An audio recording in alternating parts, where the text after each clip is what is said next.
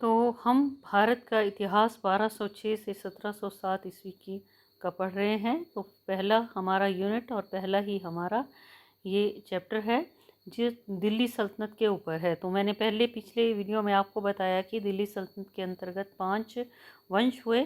तो हम सबसे पहले वंश गुलाम या दास वंश के बारे में जानकारी प्राप्त कर रहे हैं। दिल्ली सल्तनत के अंतर्गत इससे पहले आपने कुतुबुद्दीन ऐबक, आराम शाह और साथ ही साथ इल्तुतमिश के बारे में पढ़ा। 1236 ईस्वी को इल्तुतमिश की मृत्यु हो गई। तो इल्तुतमिश अपनी मृत्यु से पहले अपनी बेटी रज़िया को अपना उत्तराधिकारी नियुक्त कर गया था, लेकिन जो 40 सरदारों की टोली थी जिसको चहलगानी कहा जाता है, उसने रज़िया का एक सौतेला भाई जिसका नाम था रुकनुद्दीन फ़िरोज़ को उन्होंने गद्दी के ऊपर बिठा दिया।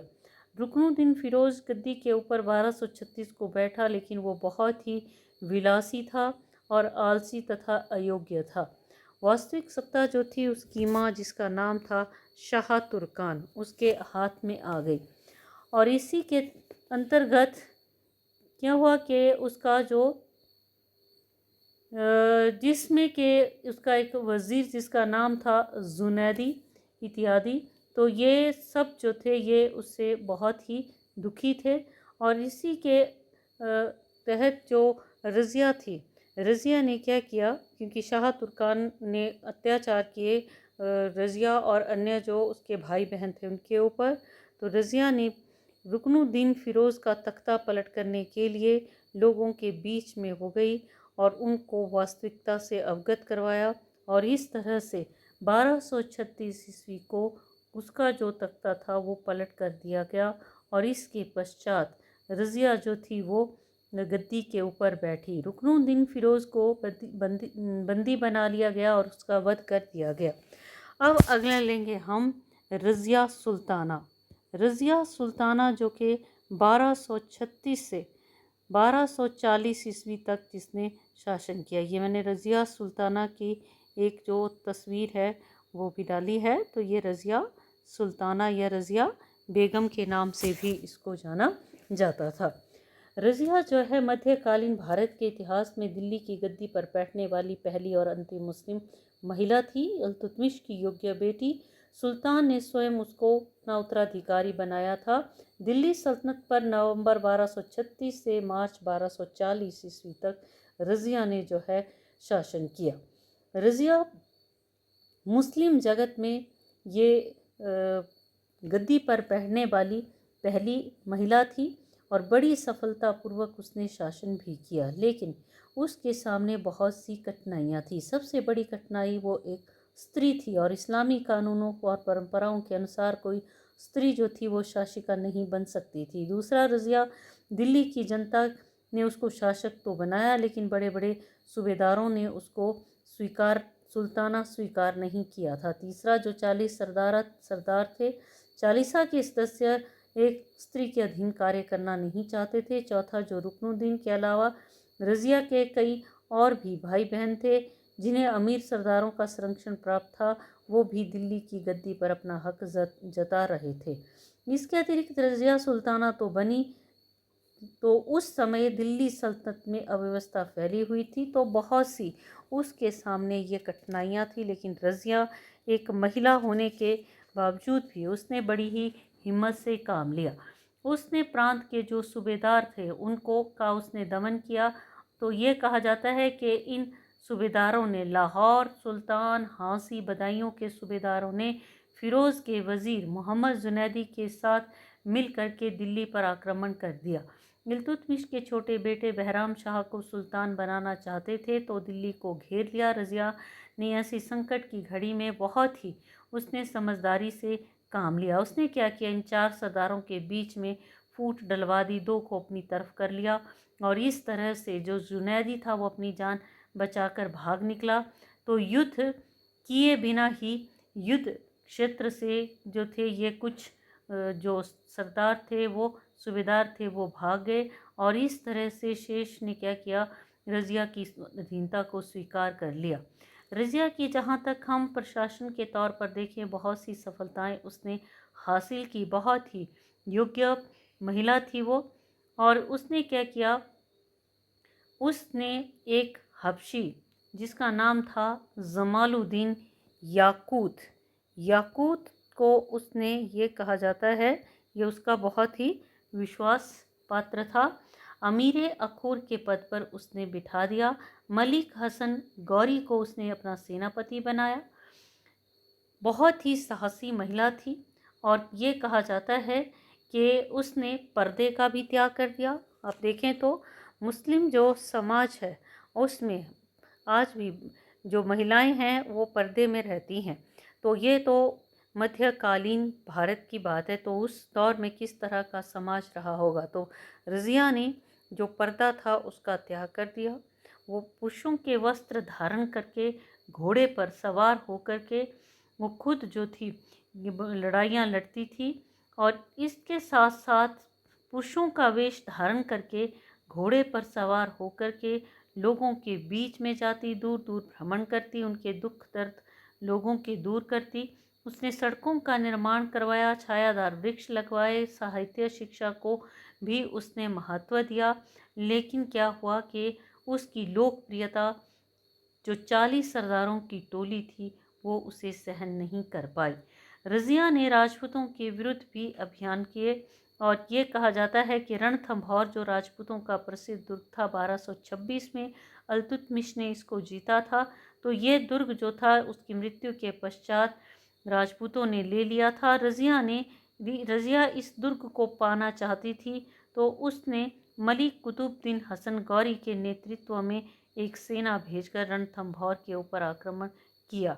रणथंभौर के दुर्ग पर अधिकार कर लिया, तो इससे उसने अपनी स्थिति को मजबूत किया। लेकिन रज़िया का जो था धीरे धीरे पतन होना शुरू हो गया।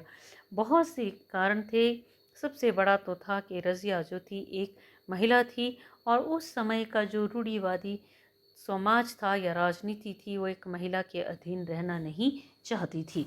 क्योंकि रज़िया जो थी पुरुषों का वेश धारण करती थी तो ये बात भी उनको पसंद नहीं थी। रज़िया के याकूत नामक जो हबशी था उसके साथ प्रेम संबंध थे, इसलिए भी रज़िया को ज़्यादा पसंद नहीं करते थे। और इस तरह से ये बहुत से कुछ कारण थे जिसके फलस्वरूप धीरे धीरे रज़िया का पतन होना शुरू हो गया। तो रज़िया जो थी ये इस तरह से उसके जो परिस्थितियाँ थी उसके लिए बहुत गंभीर होती गई और इसी का लाभ उठाकर लाहौर का एक सूबेदार जिसका नाम था कबीर खां आयाज़ ने रज़िया के विरुद्ध विद्रोह करके एक विशाल सेना के साथ वो रज़िया की ओर बढ़ा। रज़िया को जब सूचना मिली तो वो भी सेना के साथ लाहौर की ओर बढ़ी और सफलतापूर्वक उसने विद्रोह का दमन किया। कबीर खां जो था ये भाग गया। रज़िया ने जब इस विद्रोह का दमन किया तो इसके पश्चात भटिंडा का एक सूबेदार जिसका नाम था अल्तुनिया ने विद्रोह कर दिया। रज़िया ने याकूत के साथ अल्तुनिया के विरुद्ध कूच किया। दोनों की सेनाओं के बीच में युद्ध हुआ। याकूत मारा गया। रज़िया की शक्ति को भारी धक्का पहुंचा। उसने बड़ी कूटनीति से काम लिया। अल्तुनिया से उसने विवाह कर लिया।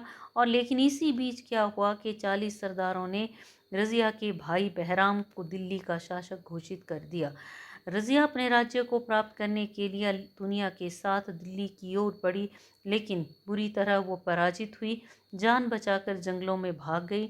और ये कहा जाता है कि 1240 ईस्वी में कैथल के निकट उसका युद्ध भी हुआ।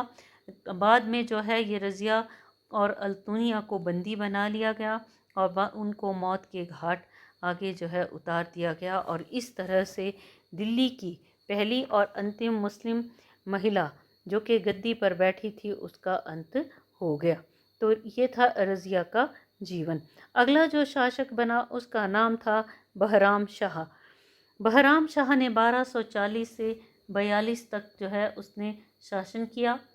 उसके पश्चात अलाउद्दीन मसूद शाह गद्दी पर बैठा 1242 से 1246 तक। उसके पश्चात गद्दी पर बैठा नसीरुद्दीन महमूद 1246 से 1266 तक। बहराम शाह, मसूद शाह, नसीरुद्दीन महमूद ये जितने भी सुल्तान बैठे सब के सब अयोग्य साबित हुए और इस तरह से थोड़े थोड़े समय के लिए शासन कर पाए। लेकिन जो गद्दी पर बैठा नसीरुद्दीन महमूद उसने लगभग 20 वर्षों तक शासन किया, लेकिन वास्तविक सत्ता जो थी वो बलबन के हाथ में रही। नसीरुद्दीन महमूद बड़ा धर्म कर्म वाला व्यक्ति था और उसकी वैसे भी राजनीति में कोई रुचि नहीं थी, तो प्रशासनिक सुधारों की तरफ भी वो ध्यान नहीं दे पाया। उसने लेकिन एक बहुत अच्छा काम किया, उसने बलबन को अपना वज़ीर यानी कि अपना प्रधानमंत्री नियुक्त किया। 1246 से 66 तक वास्तविक सत्ता जो थी वो बलबन के हाथ में ही रही। नसीरुद्दीन महमूद बहुत ही साधारण किस्म का व्यक्ति, ये कहा जाता है कि वो स्वयं कुरान शरीफ को अपने हाथ से लिख कर बेचता था और उससे जो कमाई होती थी उसी से ही उसका घर जो था वो चलता था। और उसकी जो पत्नी थी यानी कि जो बेगम थी वो स्वयं ही अपने घर का हर कार्य करती थी। तो बहुत ही साधारण उसका जीवन था। 1266 में उसकी मृत्यु हो गई। अगला जो सुल्तान बना गद्दी पर बैठा वो था गियासुद्दीन बलबन। गियासुद्दीन बलबन जो सल्तनत कालीन इतिहास है, भारत का इतिहास है, उसमें गियासुद्दीन बलबन का बहुत ही महत्वपूर्ण योगदान रहा। सबसे प्रसिद्ध और शक्तिशाली सुल्तान वो माना जाता है। वास्तविक नाम बहाउद्दीन था और इल्तुतमिश की तरह तुर्क वंश के इलवारी कबीले से संबंध रखता था। उसका पिता इलवारी कबीले के 10,000 परिवारों का खान था। सोचो कि इतने अच्छे खानदान से वह संबंध रखता था, लेकिन बलबन का दुर्भाग्य, बचपन में उसको मंगोल उठाकर बगदाद ले गए और उन्होंने बसरा के एक व्यापारी जिसका नाम था जमालुद्दीन उसके हाथों बलबन को बेच दिया। बलबन को उसने अच्छी शिक्षा दी और उसको अपने साथ दिल्ली ले आया। 1232 में इल्तुतमिश के सम्मुख उसको पेश किया गया। बहुत से दास थे, तो उन दासों को देकर उसने बहुत कुछ दास जो थे अपने लिए खरीद लिए, लेकिन बलबन को खरीदने से उसने मना कर दिया। क्यों? क्योंकि बलबन देखने में बड़ा ही कुरूप था। तो बलबन ने सुल्तान को कहा कि जहाँ पनाह आपने ये इतने जो दास हैं, गुलाम हैं, वो ख़रीदे हैं, वो किसके लिए ख़रीदे हैं? तो सुल्तान ने जवाब दिया कि ये मैंने अपने लिए ख़रीदे हैं। तो बलबन ने कहा कि आप मुझे खुदा के लिए ख़रीद लीजिए। तो बलबन के इस तरह के जो प्रश्न था, उसके सवाल जवाब थे, उससे बहुत ही प्रभावित हुआ इल्तुतमिश और ये कहा जाता है कि उसने बलबन को ख़रीद लिया। और बलबन को जो काम दिया गया वो उसको एक भिश्ती का काम दिया गया। भिश्ती मतलब जो कि पानी भरने वाला था। और मश्क उठाकर वो क्या करता था कि जो जब भी कोई बड़ा व्यक्ति या सुल्तान इत्यादि आता था तो रास्ते में वो पानी का छिड़काव करता था। तो ये उसको काम दिया गया, लेकिन इल्तुतमिश ने उसको बाद में चालीसा की टोली में शामिल कर लिया और उसका सदस्य बनने के साथ साथ बलबन जो है सुल्तान का व्यक्तिगत अनुचर का जो पद था उसके ऊपर भी कार्य करने लगा। इसके पश्चात जब रज़िया सुल्ताना बनी तो बलबन उसका भी विश्वास पात्र बना। रज़िया ने उसे अमीर शिकार, शाही शिकार का प्रबंधक का पद दिया। बलबन बहुत चतुर व्यक्ति था। अमीर तुर्क रज़िया का विरोध करने लगे तो मौका देखकर रज़िया के वो विरुद्ध हो गया और उसने बहराम शाह को सुल्तान बनवाने में महत्वपूर्ण भूमिका को निभाया। अमीर अखुर यानी कि शाही अश्वशाला का प्रधान उसको जो है बहराम शाह ने आगे नियुक्त किया और रेवाड़ी हांसी की जागीर भी दी। मसूद शाह के समय में बलबन उन्नति करता हुआ अमीर हाजिब यानी कि शाही दरबार का एक वरिष्ठतम अधिकारी का जो पद था वो उसको दिया गया। 1245 में मंगोल आक्रमणों के समय उसने असाधारण योग्यता का परिचय दिया। 1246 में मसूद शाह के विरुद्ध षड्यंत्र रचकर उसको बंदी बना लिया गया और उसने नसीरुद्दीन महमूद को दिल्ली का सुल्तान बनाया और उसके समय में पद पर रहते हुए लगभग 20 वर्षों तक उसने प्रधानमंत्री या वज़ीर के रूप में कार्य किया।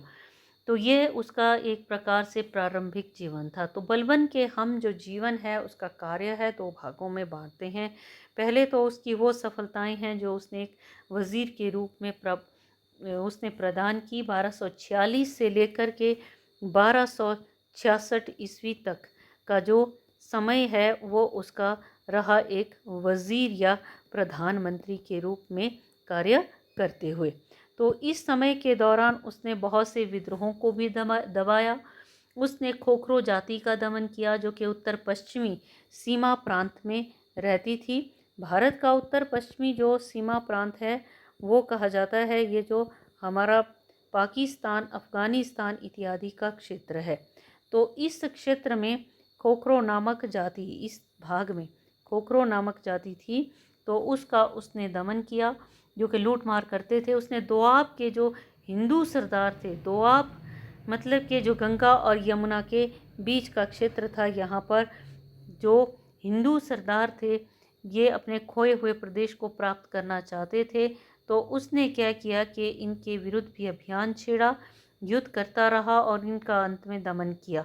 राजपूतों के विरुद्ध भी उसने अभियान भेजे। उसने चंदेरी, ग्वालियर, मालवा, कालिंजर इत्यादि के जो शासक थे वो स्वतंत्र होना चाहते थे, तो उनके विरुद्ध भी उसने अभियानों को भेजा। उसने मेवातियों के विरुद्ध भी ये कहा जाता है कि अभियान उसने छेड़ा 1248 ईस्वी में। ये दिल्ली के आसपास रहते थे, लोगों को बड़ा तंग करते थे, लड़कियों को उठाकर ले जाते थे। तो इनका उसने 1248 ईस्वी में इनके ऊपर आक्रमण किया, 12,000 मेवातियों को पकड़कर मौत के घाट उतार दिया। फिर कुतलू खां का विद्रोह हुआ, यह अवध का सूबेदार था, तो 1255 को सुल्तान ने उसके विद्रोह का दमन किया। कटेहर के हिंदुओं का भी उसने दमन किया, जो रोहेलखंड इत्यादि के आसपास रहते थे। रोहेलखंड का प्रदेश जिसको कहा जाता है, तो यहाँ पर ये रहते थे, तो इनका भी उसने दमन किया। फिर किशलू खां का दमन। किशलू खां बलबन के जो ये कहा जाता है कि बलबन का ही भाई था और मुल्तान तथा उच्च का गवर्नर था। मंगोलों के साथ मिलकर दिल्ली पर वो आक्रमण करने की योजना बना रहा था। मंगोल नेता हलाकू से मिल गया, तो हलाकू की सहायता से 1257 में दिल्ली सल्तनत के विरुद्ध विद्रोह कर दिया। सिरमौर की पहाड़ियों से निकलकर कुतलुक खां भी विद्रोहियों के साथ इसी समय मिल गया। तो बलबन के विरोधी सरदारों ने भी अपनी सहायता का संदेश शत्रुओं को भेज दिया, लेकिन बलबन ने को इसकी सूचना मिल गई विद्रोह से पहले ही, तो उसने क्या किया, बड़ी कुशलता से इसको असफल बना दिया। किशलू खां अपनी जान कर बचाकर भाग गया। इसके अतिरिक्त मंगोलों की बात करें तो ये लुटेरे थे।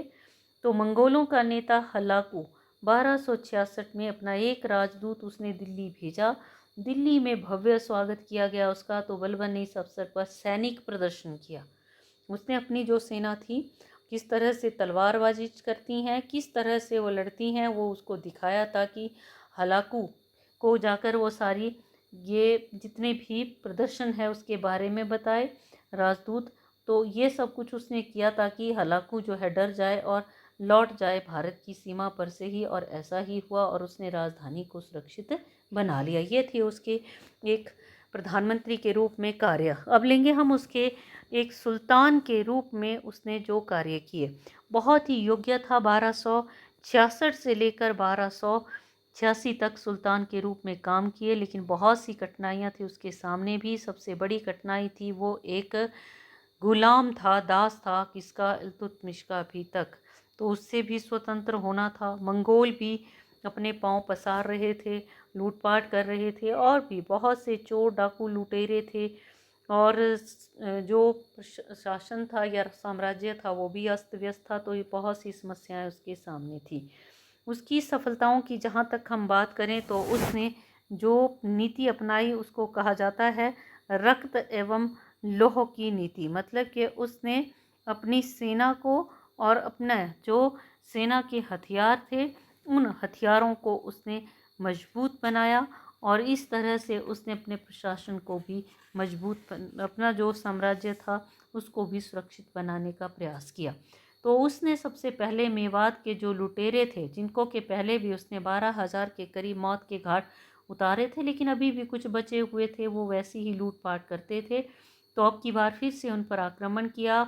उनके स्त्री पुरुष बच्चे सबको मौत के घाट उतारा गया, कुछ को पकड़कर दास बना लिया, और इस तरह से उसने मेवात के आसपास फैले हुए जो मेवाती थे, जो लुटेरे थे, उनका उसने जो है दमन किया। दूसरा, दोआब तथा अवध के डाकुओं का दमन।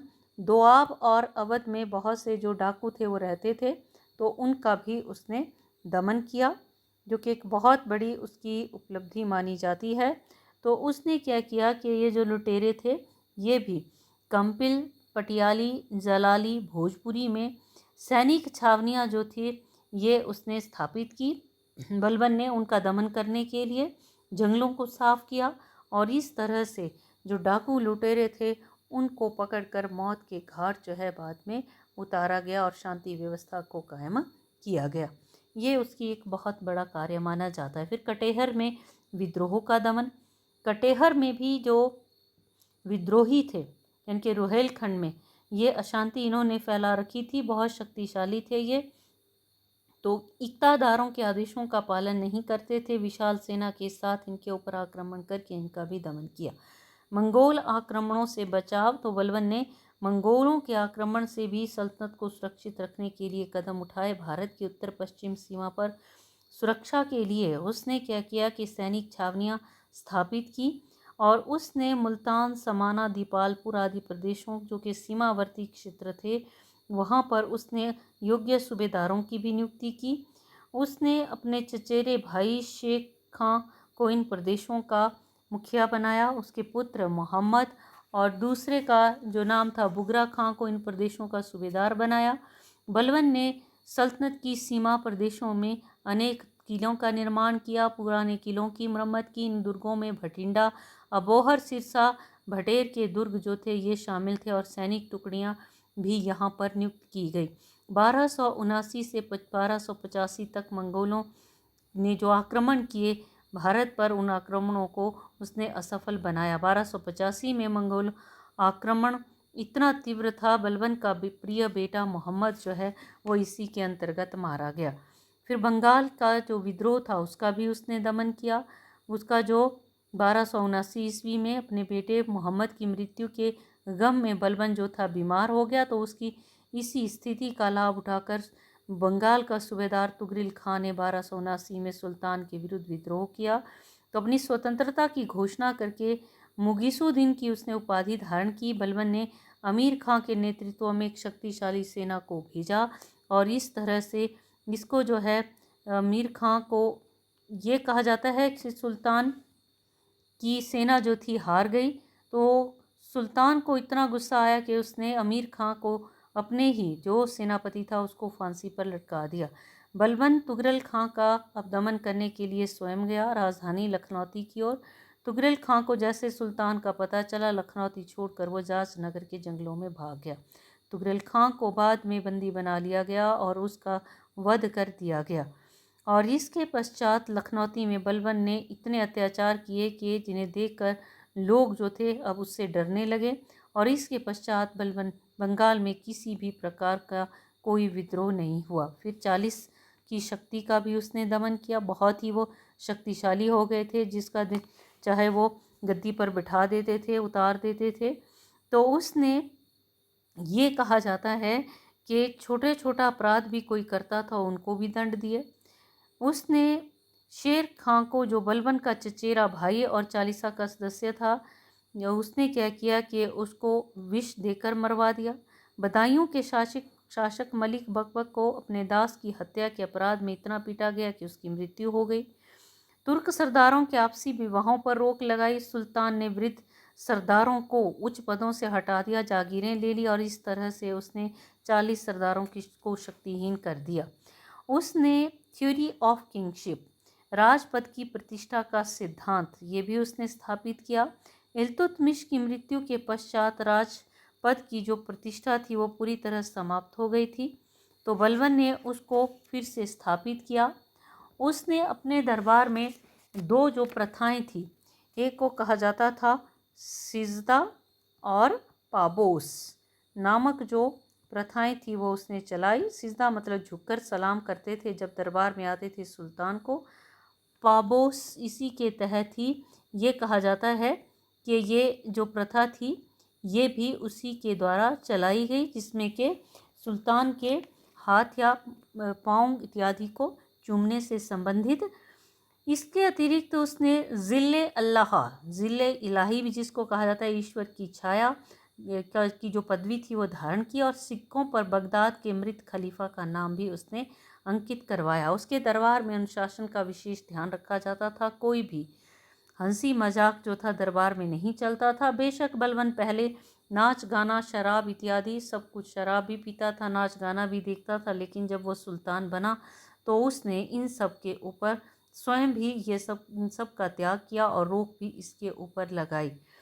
उसने स्वयं से अलग दिखने के लिए सुंदर और बहुमूल्य पोशाकें जो थी ये उसने जो थी पहनी शुरू की।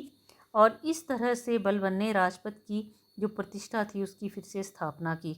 वो कठोर और निष्पक्ष न्याय के लिए भी बहुत ही प्रसिद्ध माना जाता है। छोटे छोटे अपराधों के लिए कठोर दंड दिए। अवध के सूबेदार हैवात खान एक व्यक्ति को मार दिया तो सुल्तान ने जनता के सामने उसको कोड़े लगाने की आज्ञा दी। मृतक की विधवा को 20,000 टंके देकर उसे अपनी जान बचानी पड़ी। मलिक बकबक को अपने दास की हत्या के लिए इतना पीटा गया कि उसकी मृत्यु हो गई।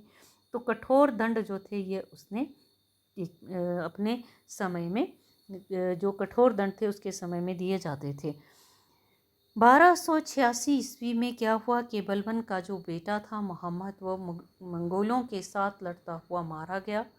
बलबन को जब इस बात की खबर मिली, एक तो वो बूढ़ा भी हो चुका था, तो उसको बहुत दुख पहुंचा और ये कहा जाता है कि 1286 ईस्वी में उसकी मृत्यु हो गई। बलबन अपनी मृत्यु से पहले अपने पौत्र खुसरो मोहम्मद का जो बेटा था अपना उत्तराधिकारी नियुक्त कर गया था। लेकिन सुल्तान की मृत्यु के पश्चात अमीरों ने बलबन के दूसरे बेटे बुगरा खां के बेटे कैकोबाद को गद्दी पर बैठा दिया। बहुत ही विलासी सुल्तान सिद्ध हुआ। अपना अधिकतर समय सुरा और सुंदरी में बिताता था। बुगरा खां ने उसको समझाने का बहुत प्रयास किया लेकिन सफल नहीं हो सका। परिणाम स्वरूप दिल्ली सल्तनत में चारों ओर अशांति और अव्यवस्था फैल गई। सुल्तान का स्वास्थ्य भी गिरने लगा। 1290 में जलालुद्दीन खलजी ने कैकोबाद और उसके बेटे जिसका नाम था क्यूमरस को मौत के घाट जो है उतार दिया।